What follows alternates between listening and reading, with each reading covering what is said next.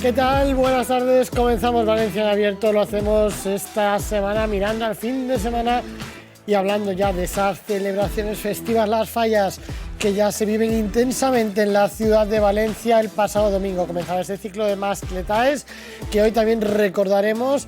Y este fin de semana, primero de prefallas, unas fallas especialmente largas, las de este año. Analizaremos todo lo que queda por delante en esta tarde en Valencia en Abierto. Además, hablaremos también de otras citas que tendrán lugar en la ciudad de Valencia estos días de salud, en clave cultural y, cómo no, recordaremos algunas de esas sinfonías que nos acompañan en la Catedral de la Pólvora cada mediodía. Mucho que contarles, comenzamos una tarde intensa, empezamos Valencia en Abierto.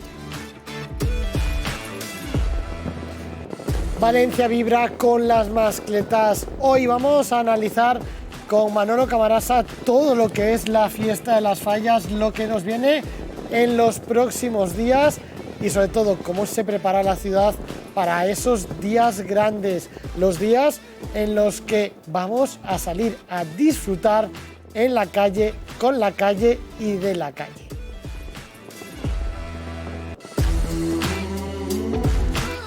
Hablaremos también esta tarde de neurología porque Valencia acoge el Congreso de Neurología Pediátrica más importante del mundo. Un congreso en el que se van a analizar, entre otras muchas novedades, cómo afecta el uso de las pantallas y las nuevas tecnologías a los más pequeños.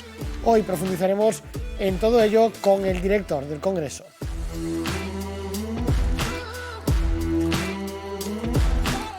Y el musical llega a La Rambleta. El Agua de Valencia vuelve a los escenarios donde se estrenó hace algo más de un año, tras luchar contra las vicisitudes provocadas por la Dana y hacer éxitos en todo el país. Vuelve de nuevo a esa cambra. Hoy tendremos con nosotros a algunos de los protagonistas y sus directores.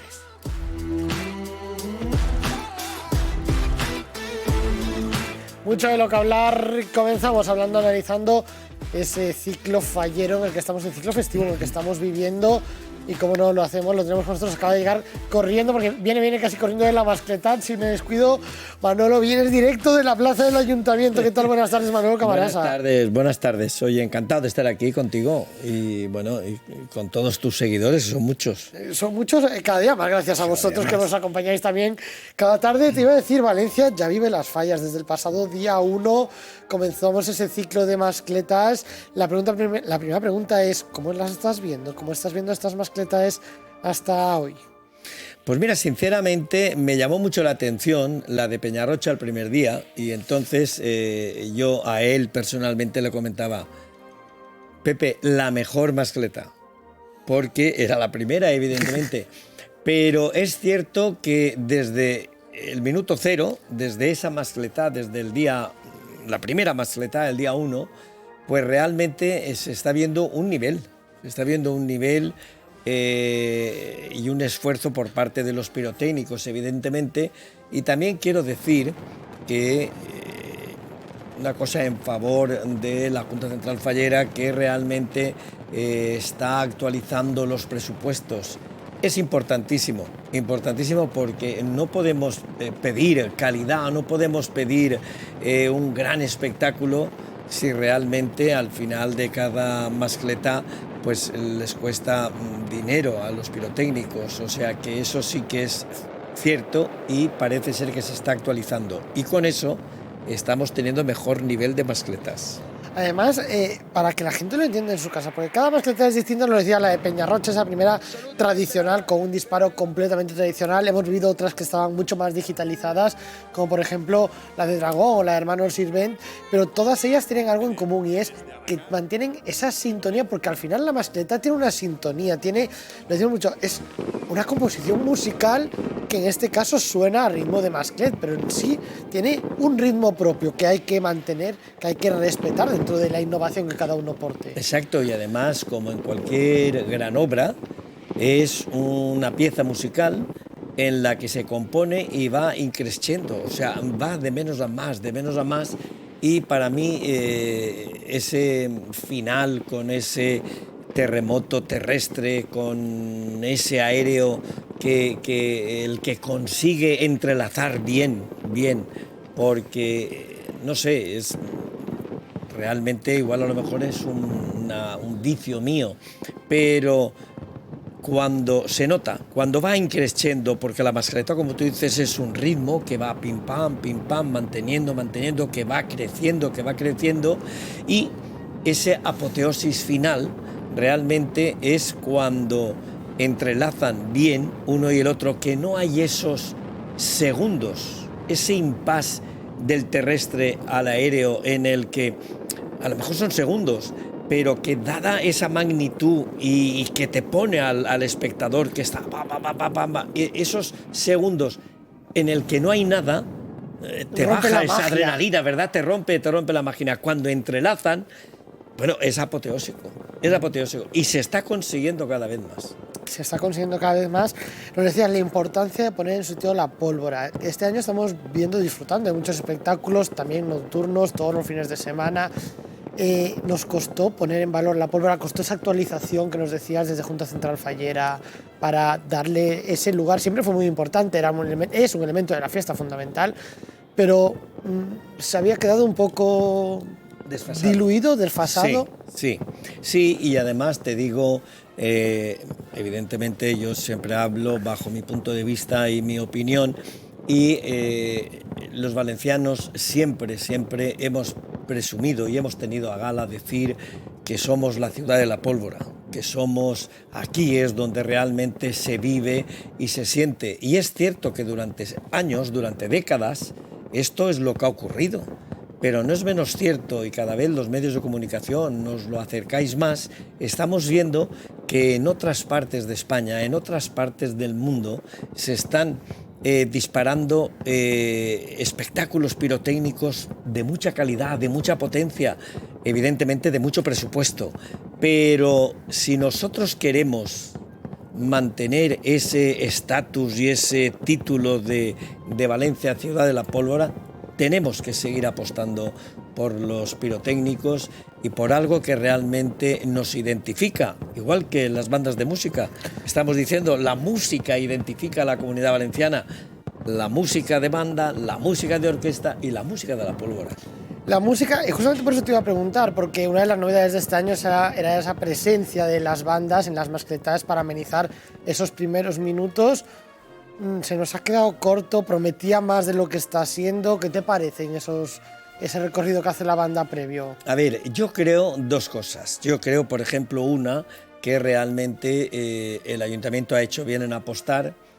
Cuando el ayuntamiento no hace 2 meses, pues en una cabalgata de Reyes tan importante también como la de la ciudad de Valencia, pues realmente se olvidó de las bandas de música. No había ni una banda de música. Cuando la ciudad de Valencia tiene más de 30 bandas de música que forman una coordinadora de música, coordinadora de bandas de la ciudad de Valencia. Es decir, que a nada que estires un poco la mano, pues tropiezas con una banda de música, una sociedad musical que está interesadísima en hacer algo, en sacar los alumnos a la calle, porque todas las sociedades musicales hoy tienen su escuela de música, una escuela de música con unos profesores que tienen que pagar su nómina, que tienen que hacer sus liquidaciones. Es decir, que aquella banda de música de los pueblos, porque yo soy de pueblo y yo sabía y yo sé lo que era esa banda, en la que iban a ensayar una vez cuando tenían algún concierto o alguna procesión, eso ha pasado. Entonces, son profesionales en las que hay que darles cancha, hay que contratarles, hay que sacarles a la calle y hay que pagarles. Y lo que dices, me parece genial lo de las mascletas, ese desfile, ese pasacalle, esa demostración musical. No es menos cierto que los músicos trabajan, no viven de la música, trabajan, estudian y los alumnos más pequeños van a clase. Es decir, y la mascletá, el previo de la mascletá y llegar al ayuntamiento antes de esto, se necesita dejar de trabajar o dejar de ir a clase, y eso es un problema. Eso es un problema, pero bueno, ahí está. Que decaiga, la idea es muy buena. Pero claro, yo cuando veo una banda con 20 músicos, queda un poco... poquito. Un poquito justo. Un poquito Pero bueno, justo. primer año, un buen paso, una buena iniciativa. Sí, seguramente se vaya afinando en los próximos años. Pero vamos a entrar en lo que son las fallas, porque no hay fallas sin falla. Y yo sé que estás atento, has estado en muchas presentaciones de bocetos, presentaciones de guiones, presentaciones de fallas. ¿Cómo estás viendo este año ese elemento central de la fiesta? Se está revalorizando en muchas comisiones que lo están quitando de otros lados, pero los presupuestos a nivel de material también se disparan. Mira, has iniciado y me ha encantado tu inicio en esta pregunta. Estamos en fallas y si no hay fallas, evidentemente no estamos en fallas. Me ha gustado por una sencilla razón, porque también tenemos que hacer una reflexión de que las fallas en Valencia son lo que son, no por la falla de la plaza del Ayuntamiento, y fíjate si son importantes, o las fallas de la sección especial, que mira si son importantes. Las fallas en Valencia son lo que son gracias a todos esos más de 500 monumentos entre grandes y pequeños que se montan en la ciudad de Valencia. Esa es la grandiosidad de las fallas. Y como tú decías al inicio de lo que me has preguntado ahora, no hay falla si no tenemos falleros. Y los falleros son personas. Y evidentemente cada vez el material es más caro, los bocetos son más caros y todo va aumentando. Va aumentando, salarios pues manteniéndose, es decir, las cuotas cada vez son más complicadas de hacerlas efectivas y la comisión, si no tiene liquidez, pues realmente no puede hacer un gran monumento y tal. Que habrá que tendrán que mirar y tendrán que ver qué es lo que se hace, evidentemente, porque las fallas de Valencia son un factor muy importante económicamente hablando y a nivel turístico. De hecho, pues ya no hace mucho era los Sanfermines o tal, y hoy pues son las fallas de Valencia una tarjeta de presentación a nivel festivo de lo que es España. O sea, que es decir, que son importantes y hay que mirar eso. Hay una cosa de esta reflexión que me ha gustado mucho y es la importancia de la falla de la calle, del barrio, la que está repartida por toda la ciudad. Porque muchas veces los medios de comunicación pecamos, y nos pongo en primera persona, de que ponemos el foco siempre en los grandes monumentos, en Convento de Jerusalén, en la Plaza del Pilar, en la Jordana, Exposició, que lógicamente son grandes atractivos. Que son grandiosos. Pero no habría fallas si en cada calle, si en cada cruce de calle no hubiese una falla, no hubiese un grupo de falleros que hicieran un pasacalles, que hicieran unas paellas, que hicieran esa fiesta, porque esa parte de la sociedad es lo que hace la fiesta. Claro, esa convivencia de los vecinos, esa falla que a lo mejor se mantiene en un barrio, ya no voy a nombrar ninguno porque en realidad pues son más de uno los que hay en Valencia, en los que por circunstancias pues la gente nació, pero luego se hizo mayor, se casó, se fue o tal, se compró otro piso en otra zona más moderna, más tal, pero sin embargo sigue atada a su barrio por su falla. ¿Por qué? Porque en esa falla de su barrio se está encontrando a Pepe, a Antonio, a Juan, que eran compañeros suyos y que salían a jugar a la calle. Y eso es lo que mantiene las fallas. Eso es lo que no debe perderse en las fallas, porque de lo contrario, si eso se pierde, pues nos dará lo mismo hablar de fallas que, no sé, que hablar de otra cosa. Que hablar de un viaje del incenso. Exacto, no se pierde ese cariño y por algo suyo. Y lo que es importante es que los valencianos sigamos sintiendo que la falla es algo nuestro, que la pólvora es algo nuestro, que la música es algo nuestro. Y eso es de lo que yo digo, que desde las instituciones hay que procurar y hay que ayudar a esas personas. Algo nuestro, como es el sentimiento que viven los falleros y las falleras cuando pasan por la Plaza de la Virgen, esos 2 días de ofrenda.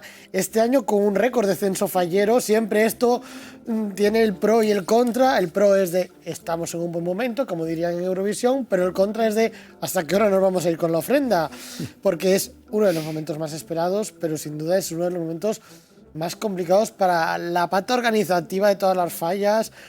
Tú que has estado muchos años desde ahí, no es fácil llevarla por delante. No es fácil. Y además, fíjate, no es fácil. Es muy complicado. Porque son iniciativas que uno en un momento dado tiene que afrontar si realmente el censo va en aumento, y lo que no puedes, por ejemplo, pues es el día 17 que la fallera mayor infantil, una niña, llegue a las 3 de la madrugada en una ofrenda, es lógico.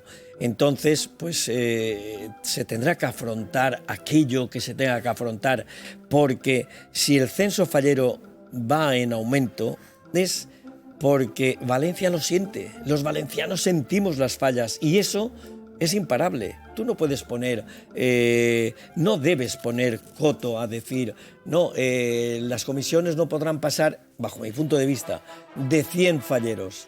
Eso es, eso es pan para hoy, hambre para mañana, porque a la vuelta de nada, el valenciano se ha desentendido ya de la falla, eso es y una vez nosotros dejemos de pensar que las fallas es algo nuestro, o sea, en el momento pensemos que es tuyo, que eres tú el fallero, no, yo no puedo y tal, entonces perjudicaremos lo que es el tema de la falla.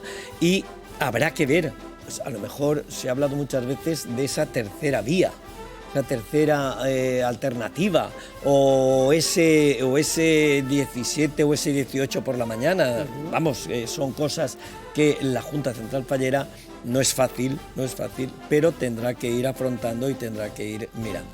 Pues ahí está, eso todo para analizar. Fiestas que comienzan, Manolo, tú que las conoces de cerca, ¿cuál sería el acto, los actos donde no podemos dejar de estar? ¿Cuál es ese momento de la celebración de las fallas? Bueno, pues para un fallero, tú lo has dicho, en la semana de fallas lo más importante es ese momento de la ofrenda. No tiene horas, viene de donde sea, no está cansado. ¿Por qué? Porque va a esa ofrenda que es es lo sublime para un fallero. El pasar por esa calle del Miguelete o por la calle La Paz, dependiendo por donde vaya, pero cuando tú giras y te ves esa imagen de la Virgen con esos dos, niños que están ahí inocentes, que les está protegiendo, y vamos tejiendo con esas flores que van llevando, y además con unos diseños maravillosos de estos vestidores de la Virgen, y cómo van pasando. Solamente hay que fijarte en la expresión de muchas caras, esas familias que van al completo, niños que de por sí no hay ningún día que les toque las 8:30 de la tarde en casa, porque ya están durmiendo, y sin embargo el día de la ofrenda en fallas les toca salir a las 10, les toca salir a las 12, y al brazo de la madre, al brazo del padre, pero pasan delante de esa Virgen, de esa Mare de Déu. Y luego, bueno, pues también otro acto muy importante también para los falleros es esa elección de su fallera mayor, de su representante, y esa exaltación, ese acto tan bonito en el que se le rinde homenaje a esa persona, a esa chica, a esa joven, a esa niña que ese año lo va a dar todo por algo nuestro, como es nuestra falla. Eso es muy, muy importante. Y la convivencia, evidentemente. Pues ahí están esos momentos mágicos. Por cierto, hablamos de fallas, que es lo que nos ocupa ahora.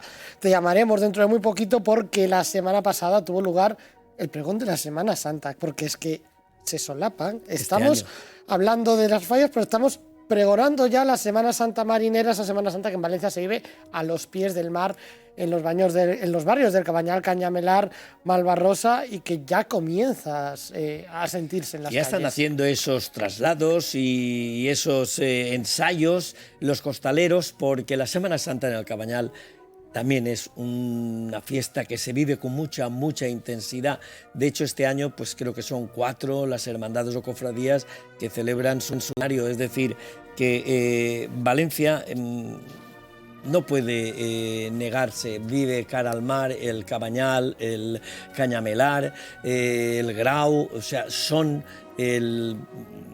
pueblos que todavía hoy cada uno tiene su fiesta, su parroquia, su patrón, pero que a la hora de hablar de la Semana Santa marinera son un pueblo único, es la ciudad, es la Semana Santa de Valencia. Pues ahí está, hablaremos de ella pasado el 19 de marzo. Hasta entonces, Manolo, felices fallas, como sé que lo harás en la calle. Nos veremos en muchos actos. Seguro que sí. Espero y que por el tiempo nos acompañe. Lo único que vamos a pedir. Yo, si me permites, ya te invito, a ti y a todos los que nos escuchan, porque este año también te voy a dar una noticia. Este año soy pregonero de la Semana Santa de Alboraya. Oye, pues una Semana Santa muy, muy fuerte, muy entrañable, una Semana Santa donde tiene algunos actos muy bonitos, pero sobre todo un Vía Crucis el lunes santo por la huerta, de noche, vamos, muy íntimo, muy bonito y que vale la pena. Y hablaremos de la Semana Santa. Hablaremos de la Semana Santa de Alboraya. ¿Qué día el pregón? El día 21. Día 21. Bueno, nos da tiempo de terminar. Reposar las 12 horas escasas y estamos ahí. Bueno, camaradas, muchísimas gracias como siempre por acompañarnos. Nos vemos. Nosotros nos vamos ahora hasta Implas porque allí siguen trabajando en la evolución y la tecnología del plástico. El Instituto Tecnológico del Plástico, AIMPLAS, presenta sus nuevas innovaciones en el Seminario Internacional de Biopolímeros que acoge Valencia. Desde AIMPLAS, desde hace más de 30 años, estamos focalizados en la investigación y desarrollo de biopolímeros y biocomposites sostenibles. De hecho, esto es uno de los eventos más que consolidados de nuestro programa de eventos en polímeros. Cámara Valencia es la sede este año del evento cuatrienal, el cual celebra su 9ª edición reuniendo a varios de los profesionales más destacados en la materia de los bioplásticos. Nuestro seminario está dividido en 2 días, principalmente con bloques focalizados. En ese primer día, aplicaciones más convencionales, perchas biodegradables o el envase. El envase al final es una de las soluciones impepinables en el sector de los compostables. Son productos que por su vida útil se genera mucho residuo orgánico que mancha el material polimérico. ¿Qué nos aportan esos materiales compostables? Poder gestionarlo junto con la fracción orgánica, con esa suciedad que pueda tener el material, en el mismo contenedor marrón, el envase con los restos de alimento. De esa manera vamos a obtener un compost libre de microplásticos, libre de sustancias perjudiciales y totalmente natural, que puede ser utilizado también en la agricultura. Uno de los temas centrales de la presentación ha sido la visión de futuro que tiene el campo de los biopolímeros, cada vez más implantados. A la hora de poder ver estas innovaciones en nuestro día a día, hay sectores donde están más introducidos. Tenemos un sector de envase donde tenemos un sistema de recogida selectiva de contenedor marrón que permite gestionarlos perfectamente, entonces su uso existe una necesidad. Y tenemos sectores donde la innovación es más reciente. En 2024-2025 se han establecido políticas medioambientales para el uso de plásticos en suelo y ahí es donde nos vamos un poquito más al sector de la agricultura. ¿Qué nos piden estas políticas? Que todos los materiales que puedan generar microplásticos o sean riesgo potencial de microplásticos, pues los fertilizantes, partículas de hidrogel que se introducen en el suelo para la mejora de la gestión del agua, por obligación deben de ser biodegradables en ambientes abiertos. Entonces, es un sector más novedoso, hemos dado pasos más pequeñitos en esa línea, pero la legislación nos va a obligar, supone un reto, nos va a obligar a que trabajemos en seguir sacando desarrollos de ese tipo. Entonces, un poco, digamos, los materiales más tradicionales para el sector del envase y del compostaje, la biodegradación en ambientes abiertos para esos nuevos desarrollos de agricultura que vienen marcados por la legislación que ha salido durante estos últimos años. Innovación por un mundo más sostenible. Un futuro tan cercano que ya es una realidad gracias al trabajo de centros como AIMPLAS. Y abrimos ahora un espacio a la salud en Valencia Abierto porque queremos hablar de uno de esos eventos que tendrán lugar en nuestra ciudad que la sitúan, en este caso en el centro del mapa de la investigación sanitaria. Hablamos del 28º Congreso Internacional de Actualización en Trastornos del Neurodesarrollo que tendrá lugar este fin de semana en el CAP y Casal. Para ello vamos a entrevistar esta tarde, tenemos con nosotros al doctor Fernando Mulas, neurólogo, pediatra y presidente del comité organizador de este congreso. Doctor, buenas tardes. Hola, buenas tardes, Manuel. Bueno, lo decíamos, Valencia acoge esta 28ª edición de un congreso que quiere seguir estudiando, seguir trabajando y poniendo el foco en esos trastornos del neurodesarrollo que afectan a los más pequeños. Sí, la verdad es que Valencia ya es un referente nacional e internacional, llevamos 28 años nada menos, y el tema del neurodesarrollo no solamente nos acaba, sino que cada día está más complicado, ¿no? Entonces, ya todo el mundo se está dando cuenta de lo importante que es en la infancia todo lo que concierne al neurodesarrollo, por la implicación que tiene a nivel social, personal, incluso económico, a largo plazo, por los problemas que conlleva y las atenciones que hay que darle, ¿no? Y aquí tratamos sobre todo temas tan importantes como el trastorno del espectro autista, el trastorno por déficit de atención con hiperactividad, la dificultad de aprendizaje, los niños con altas capacidades, y hay temas este año muy interesantes y novedosos. La verdad es que va a ser un punto de inflexión este congreso.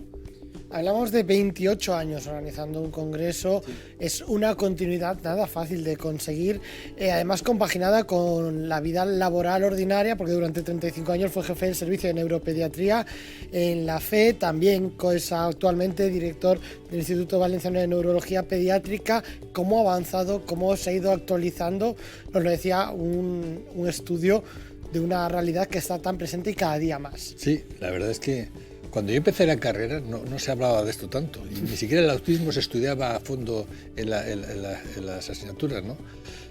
O el TDAH, ¿no? Yo me acuerdo que hicimos un congreso el siglo pasado, hace 30 años ya, en Valencia y en la Universidad Menéndez y Pelayo sobre el autismo, y era una enfermedad, un trastorno infrecuente, raro, porque era uno de cada 5.000. Y ahora hay nada menos que uno de cada 40 o 60 niños, o sea, una barbaridad. Y el TDAH, no digamos, el trastorno de atención con hiperactividad o sin hiperactividad, es uno de cada 20 niños, o sea, uno cada aula escolar, 5%. Dicen que nos estamos inventando esto, yo creo que no es esto, ¿no? O sea, está siendo una realidad. Además, lo diagnosticamos a las personas y las tratamos y va mucho mejor. No solamente los médicos, los psicólogos, pedagogos, terapeutas, logopedas, entre todos hacemos un team ahí para... Y la verdad es que es un trastorno pues muy relevante y no se acaba, o sea que no solamente va a durar 28 años, sino que si alguien me sigue durará otro tanto más. La verdad es que cuando empezamos no sabíamos que iba a ser así. Empezamos en el hospital haciéndolo y luego ya seguí haciéndolo en el Palacio de Congreso, ahora estamos en el Colegio de Médicos. Y ahora con esto del online, pues no solamente los que vienen, sino que ya se llena el aula, decía así, pero luego vienen a 200 personas de todo el mundo ya online, ¿no? Es una barbaridad. Un congreso en el que, nos lo decía, además se va a hablar, se va a investigar, se va a poner en la palestra esas novedades a nivel científico. ¿Cuáles son esas últimas investigaciones, esos últimos estudios que se están llevando a cabo en este campo? Pues mira, hay varios, ¿no? Aquí tengo el programa, ¿no? Pero, por ejemplo, se va a hablar del COVID, de las secuelas que tuvo el COVID en las mujeres embarazadas, y ya se está viendo que actúa a nivel del hipocampo, donde está la memoria, donde está el proceso atencional. Todo eso tiene una repercusión evidente en el desarrollo de estos niños, ¿no? Se va a hablar de la neuromodulación. ¿Qué es eso? Pues eso es que hoy día con un estudio o análisis electrofisiológicos que mediante corrientes bioeléctricas o de transmisión magnética o de corrientes de baja frecuencia que no producen calambre, se producen incidencias en la maduración y en el desarrollo del cerebro de las personas que tienen trastornos del desarrollo, ¿no? Del autismo, TDAH, depresiones graves. Esto también los psiquiatras también lo están usando. Son trastornos de la neuromodulación, o sea, vamos a modular el cerebro para que lo encaucemos en el desarrollo mejor. Nosotros nos dedicamos mucho al tema de la neuroplasticidad, ¿no? Que sobre todo hasta los 6 años es base para que el cerebro se encauce adecuadamente. Un tren va a descargar y lo paras y empiezas otra vez de cero, ¿no? Y eso es lo que estamos haciendo. Y luego hay el tema del autismo, se va a hablar con el sueño de los niños autistas, que es un tema muy importante, o la incidencia del trastorno de atención con hiperactividad, o cómo incide eso en los adultos, porque cada día estamos viendo más adultos. Y es verdad. Cada día vemos más adultos. Le pregunto, doctor, porque hablaba de la prevalencia, de esa cantidad, de esa cifra que muchas veces la gente dice que no puede ser que en unos pocos años haya multiplicado por tantos las personas afectadas. Lo que está pasando es que adultos que hoy están viendo, dándose cuenta de que eso estaba ahí, a esos niños hoy se les está diagnosticando a tiempo, claro. Incluso esa prevención que nos decía esos estudios de cómo el COVID en madres embarazadas podría afectar ya al feto. Todo esto nos ayudará a que la prevalencia cambie, sea cada vez aumentando. Es que va aumentando, o sea, es que esto es como lo que es el concepto de epidemia, que es la incidencia mayor a lo esperado. Pues en ese sentido estamos produciendo un proceso de una epidemia en este tipo de trastornos del neurodesarrollo. Entonces, no quiere decir que no estamos hablando de autismo severo, grave, en silla de ruedas, que está golpeándose, ¿no? Son personas, entre comillas, normotípicas, que son un poco raras a lo mejor, pero que son personas con unas características que se engloban en ese concepto del diagnóstico, digo, por ejemplo, del autismo del adulto, ¿no? O los adultos que son muy activos. Excesivamente hiperactivos, ¿no? Sí, pero tiene más broncas en casa con la familia, tiene más broncas con los policías si le paran, se saltan los semáforos, llega tarde, deja todo para mañana, o sea, cosas que no le limitan la vida normal. Yo incluso diría que los TDAH, si están bien estructurados, son capaces de hacer muchas cosas y muy bien además. Si les das una cosa sola, se hace un lío, lo deja para más tarde. Si das 4 cosas, es capaz de hacer 4 cosas mucho mejor que una persona que no tenga TDAH. O sea, en ese sentido tampoco es tan mal tener TDAH, ¿no? Es decir, que sí que estamos viendo una realidad y es de ciertos comportamientos en adultos que se han normalizado durante muchos años, que provienen de esa no detección de los menores, que hoy sí que se está dando.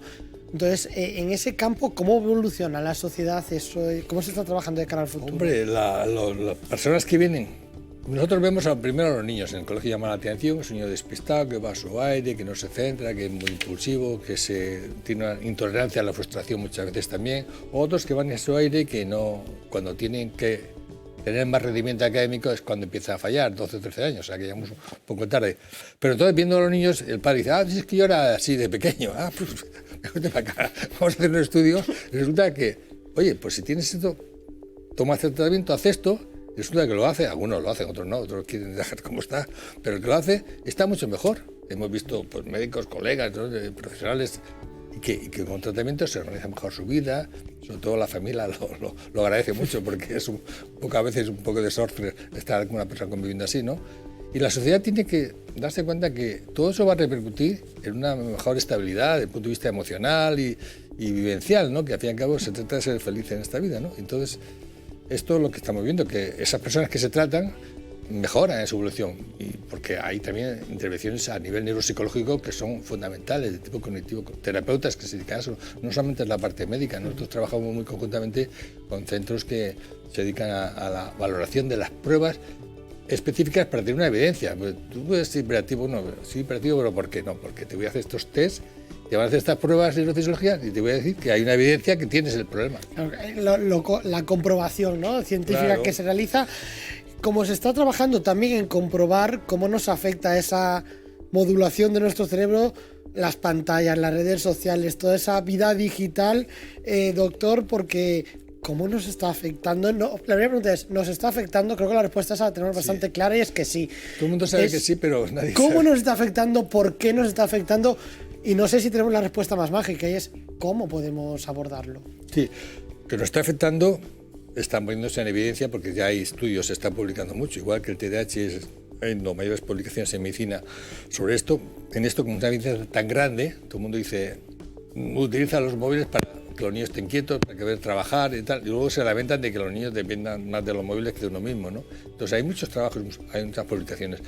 Hay un trabajo que va a traer un colega, un psiquiatra de Colombia, el doctor Germán Casas, y es un trabajo muy interesante, que es uno de los que vamos a ver aquí, y habla cómo eso está publicado en PubMed y en muchas revistas. Ya hay recomendaciones de la Academia Americana de Pediatría, de la Asociación Española de Pediatría, de la propia Neuropediatría, porque eso, sobre todo en las edades tempranas, incide en los aprendizajes, incide en la regulación del impulso, en la función ejecutiva. Todo eso tiene repercusiones inmediatas. Y también los adultos, los adolescentes, sobre todo porque tienen menor interacción social, más tendencia a la ansiedad o a la depresión. O sea, hay cuadros clínicos que están viéndose así. Doctor, estamos hablando de continuidad en estos trastornos del neurodesarrollo. Habla en sus editoriales de la resiliencia. ¿Qué importancia tiene esta palabra y sobre todo en esa continuidad de la que estábamos hablando? Es uno de esos conceptos que han aparecido en los últimos años y que de alguna manera indican la voluntad de autoafirmarse o asertivamente en hacer una cosa que estás haciendo que te condiciona mecanismos de autorregulación a nivel frontal cerebral para apoyar en hacer eso de forma enfatizada y con conciencia de que debes hacerlo. Entonces, esa resiliencia es lo que yo aducía en la editorial de la revista Medicina, que se va a publicar con todas las conferencias que se hacen cada año, que van por mes, está interesada. Y esa resiliencia, seguramente, el hecho de que además no se repitan los temas de cada año, aunque son los bloques temáticos de neurodesarrollo igual, cada año los conferenciantes se esfuerzan de forma resiliente en hacer temas que sean novedosos y que sean atractivos, ¿no? Por eso he hecho hincapié de que seguimos en la brecha 28 años y los que sean con el tema del neurodesarrollo, la verdad es que sí. Temas novedosos, temas diferentes que la propia sociedad nos va dando, porque hablamos de que este año también mucho del foco que se va a poner en el Congreso tiene que ver con las afecciones o esos trastornos que nos provocan el uso de las pantallas, redes sociales, cómo todo esto afecta a nuestro neurodesarrollo, especialmente a los más jóvenes. Sí, justamente el último tema va a ser impacto negativo sobre el neurodesarrollo de las redes sociales y teléfonos. O sea, que está clarísimo, es el tema que todo el mundo ya tenemos en la cabeza, ¿no? Vino un psiquiatra de Colombia, amigo, que es el doctor Germán Casas, y bueno, él ha hecho una revisión muy exhaustiva, porque hoy día está bastante trillado, en el sentido que todo el mundo lo habla, pero al final nadie pone las cosas en su sitio para limitar un poco el efecto, el impacto negativo que decimos ahí. Y entonces esta es una revisión de, no sé, son 340 publicaciones que se han hecho, dándole la importancia de vida a qué áreas del cerebro o cómo puede impactar en la clínica la incidencia de las tablets y de los teléfonos, sobre todo en el neurodesarrollo de niños y adolescentes, ¿no? Entonces esto, bueno, se ha visto que produce desde un retraso del lenguaje a un problema de interacción social, a un problema de atención, un problema de función ejecutiva, de planificación. Todo eso condiciona mucho a las personas estas cuando son más mayores, porque se crean esas dependencias, los reels te crean un feedback que actúa a nivel del núcleo accumbens, del núcleo de la recompensa, y que son gratificantes a corto plazo. Estas personas sí, que son los problemas que tienen los problemas de atención, que son capaces de actuar como les interesa a corto plazo, pero a largo plazo no planifican, no tienen función ejecutiva, ¿no?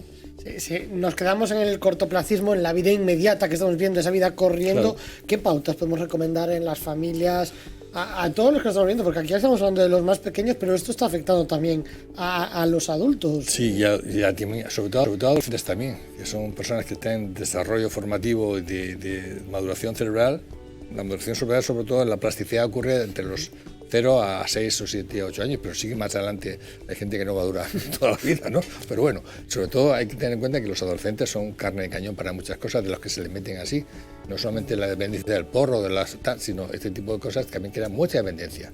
Actúa a nivel del sistema dopaminérgico, la dopamina es un neurotransmisor que se potencia en este tipo de actuaciones, y eso condiciona pues desde trastornos de ansiedad, depresión, baja autoestima, interacción social pobre, a largo plazo, de entrada, ¿no? Además, son muy reactantes. Cuando le quieres quitar una cosa, se ponen muy violentos. Si se les quitas esa cosa que están teniendo, es como una especie de dependencia totalmente, ¿no? Y a largo plazo va a repercutir, porque todo eso va a repercutir en el estado emocional y social de las personas, y la interacción social eso es muy determinante para cómo una persona se considere feliz. Hay que tratar de ver que los adultos que tengamos una estabilidad emocional y funcional para que nuestra vida sea más placentera. Si no, luego lo vemos en las consultas, que es cuando viene a la consulta, claro. Lo ven en las consultas porque lo decíamos, han cambiado los temas, han evolucionado, hemos ido estudiando, pero también se ha ido adaptando a la práctica clínica. ¿Cómo ha cambiado la práctica en el día a día? ¿Cómo ha cambiado gracias a esa detección precoz? Sí. ¿Cuál es esa adaptación que se está haciendo? Pues ahora los colegios tienen una responsabilidad muy alta, porque son los primeros que ven. Los padres a veces no se dan cuenta o no se quieren dar cuenta, son muy permisivos. Se tiene 1 o 2 niños nada más y se les consiente todo. Entonces, cuando llega al colegio ya se comparan con la población normativa de promedio, entonces ya destaca uno que va demasiado a su aire, que no hace caso, que es muy intolerante a lo que se les dice, a lo que se les hace, y eso ya nos llama la atención a los padres. Vienen ya al especialista o al neuropsicólogo, o al psicopedagogo, o al psicólogo, o al neuropediatra, porque todos partimos de que es un trastorno, una disfunción de base neurobiológica. Se sabe dónde actúan los órganos cerebrales en relación con la atención y la función ejecutiva. Y ahí se hacen test y se identifica con evidencia si tiene o no este trastorno y si eso cómo puede repercutir. Hay gente también que tiene una capacidad intelectual alta, que son otros 2 temas que también se ven aquí, y que pasan desapercibidos al principio. Con que haga un vistazo enseguida se dan cuenta de lo que hay, pero cuando tienen 12 o 13 años, cuando empezamos a exigencia mayor, entonces cuando damos cuenta de que el problema no está. Entonces, ¿qué se hace? Se hace una valoración clínica y se hacen evidencias a nivel neuropsicológicas, test que se pasan, hay centros específicos, nosotros tenemos relación con RECEN y con varios centros muy conocidos, y estos nos dan una información muy detallada y tenemos un algoritmo de decisión terapéutica sobre qué fármaco es el que a la carta les interesa a cada personaje. Con lo cual la evolución es mucho más favorable, claro. Y luego, viendo a los niños, vemos a los adultos, que es otra historia, porque los padres, del 50% de los niños con TDAH, por ejemplo, vienen con padres que han tenido... Yo de pequeño era así, sí, de pequeño era así, pero ¿cómo te va en la vida? Quiero decir, ¿cómo...? Y entran a tratamiento, también los padres admiten en ciertas ocasiones formar parte de un tratamiento, vamos a entendernos, familiar. Sí, son resistentes, pero muchas veces cuando ven que su hijo está mucho mejor, hombre, ya le decimos, prueba 3 meses, nada más. Y cuando prueba, tenemos pacientes, médicos, farmacéuticos, que son los peores porque no quieren tomar nada, con perdón de los farmacéuticos, pero gente que se da cuenta que funciona mucho mejor, sobre todo sus familias y sus mujeres o sus maridos se dan cuenta de que es mucho más agradable vivir con una persona más estabilizada, que no este que va para aquí y para allá, es muy intolerante a la frustración, de que bueno, tiene broncas con los familiares, en el trabajo, en la policía, en los semáforos, y va a su ahí, no se organiza, y con tabletas para apuntarse todo. Esto es muy frecuente. No, de eso nadie se muere, pero vive mucho mejor si está más regulado. Sí, está más tranquilo. Siempre han dicho, por lo de los farmacéuticos, que en casa de herrero cuchillo de palo también se aplica a ellos. Doctor, ¿qué mensaje le podemos trasladar a las familias que reciben un diagnóstico, sienten incertidumbre, no saben muy bien a qué enfrentarse en estos momentos? Yo quiero que sepan que hoy día los neuropediatras, concretamente, y también los psiquiatras infantiles, vamos, todos lo indicamos un poco a lo mismo, pero como ya con la base neurobiológica está evidente, tenemos información y puestas al día, pero muy evidentes, de que esto no estamos hablando por hablar, sino que tenemos unas evidencias y podemos demostrar con esas evidencias que se tiene este trastorno o este otro, y con ese diagnóstico bien tipificado y categorizado hay tratamientos específicos, desde un autismo, un TDAH, una dificultad de aprendizaje, hay muchos que se pueden hacer. Entonces, hagan los estudios y no tengan miedo a tratarlo si hay que tratarlo, porque la gente dice que no quiero tampoco tratarlo, pero si hay que, la evidencia está ahí y va a mejorar, danos 3 meses, danos 6 meses y luego ya verás, hay gente que nos tiene mucho aprecio porque los chicos van fenomenal, pero claro, pero hay gente que no se fía tampoco. Entonces yo le diría a esta persona, fíjense de los especialistas que llevan muchos años trabajando en esto y que las evidencias indican que van a mejorar. Y que si uno tiene un catarro, al final acuda al médico para tratarse. En este caso hablamos de lo mismo. En congresos como este, 28 años se sigue estudiando de cara a los profesionales que se van a encontrar ese día, esos 2 días en el Colegio de Médicos. ¿Qué mensaje les trasladaría? Y a todos aquellos que este año nos hayan sumado, que se sumen en futuras ediciones. Sí, sí, bueno, además se puede hacer lo presencial, que traerá toda la sala, y online, que hay 200 de todo el mundo por ahí. Y sobre todo que Valencia sigue siendo un referente nacional e internacional y que estamos aquí dispuestos a ayudar y a poner nuestro Valencia en bien alto para que todo el mundo acuda aquí a Valencia. Pues ahí está, doctor Fernando Mulas, gracias por acompañarnos esta tarde en Valencia Abierto, darnos algunas de las pinceladas de todo lo que se va a tratar en este 28 Congreso Internacional de Actualización en Trastornos del Neurodesarrollo, y esperamos que sea, como seguro es, todo un éxito y que esas investigaciones vayan por buen camino, porque el éxito de esas investigaciones será el éxito de nuestros pacientes. Esa es. Muchas gracias, Manuel. Y además yo quiero dar las gracias a esta cadena por esta difusión, porque realmente lo que no se llama lo que no se conoce. Entonces hay que conocer que esto está aquí y que se puede beneficiar muchas personas, y por eso es bueno agradecer que se difunda. Muchas gracias. Pues ahí está, muchísimas gracias. Nosotros nos vamos a publicidad. A la vuelta vamos con más temas en esta tarde en la que ya miramos al fin de semana.